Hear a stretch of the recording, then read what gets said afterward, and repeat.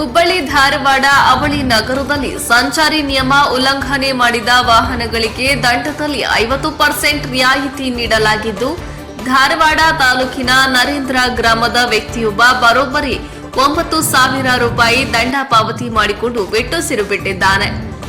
Hubballi Dharwad police commissionerate ಸಂಚಾರಿ ವಿಭಾಗದಿಂದ ಸಂಚಾರಿ ನಿಯಮ ಉಲ್ಲಂಘಿಸಿದ ದಂಡದಲ್ಲಿ 50% ಡಿಸ್ಕೌಂಟ್ ನೀಡಲಾಗಿತ್ತು.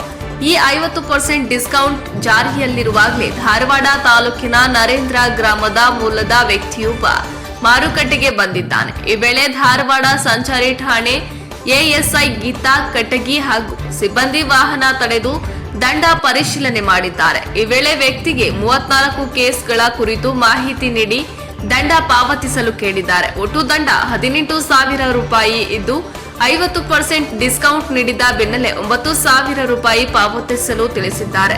ಕೂಡಲೇ ವಾಹನ ಮಾಲೀಕ ದಂಡ ಪಾವತಿಸಿ ಈಗ ನಿರಾಳನಾಗಿದ್ದಾನೆ.